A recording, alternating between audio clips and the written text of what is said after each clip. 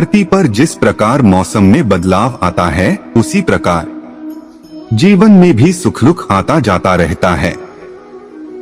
हम इंसानों की एक आदत होती है, हमेशा स्वयं को दुखी और दूसरों को अपने से ज्यादा सुखी समझते हैं, जबकि सच तो यह है कि भगवान ने सभी को अपने अपने हिस्से की सुख और दुख दोनों दिए हैं। सुख और दुख भी ऐसे ही उभय संयोग हैं। यह सर्वत्र न सुख है न दुख, दोनों समान रूप से विद्यमान है। देखने में एक स्थिति भली दूसरी है लगती है।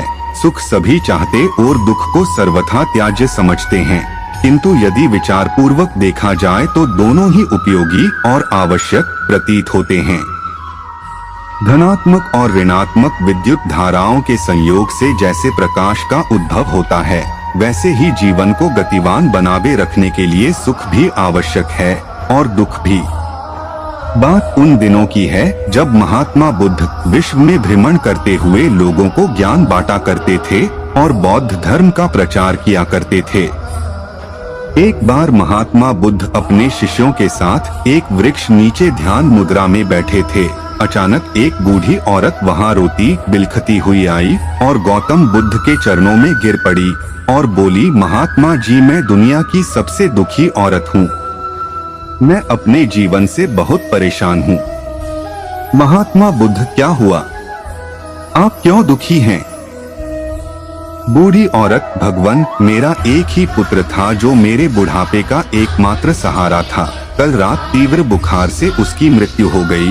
उसके बाद मेरे ऊपर जैसे दुखों का पहाड़ टूट पड़ा है। मैं बहुत दुखी हूँ। ईश्वर ने मेरे साथ ऐसा क्यों किया? अब मैं किसके सहारे जीऊंगी? महात्मा बुद्ध, हे माता, मैं आपके दुख को समझ सकता हूँ। पहले आप मुझे किसी ऐसे घर से एक मुट्ठी चावल लाकर दें जिस घर में कभी किसी की मृत्यु ना हुई हो, फिर मैं आपकी समस्या का हल बताऊंगा। औरत धीमे कदमों से गांव की ओर चल पड़ी। पूरे दिन वो इधर से उधर सभी लोगों के घर में भटकती रही, लेकिन उसे कहीं ऐसा घर नहीं मिला जहां कभी किसी की मृत्यु ना हुई हो और जहां कोई दुख ना हो। हर कोई अपने दुखों से परेशान था, सबके पास अपनी एक अलग समस्या थी। शाम को वह औरत फिर से महात्मा बुद्ध के पास पहुंची। औरत को खाली हाथ लौटा देखकर बुद्ध ने कहा, हे माता, क्या हुआ? आप खाली हाथ क्यों लौटी हैं?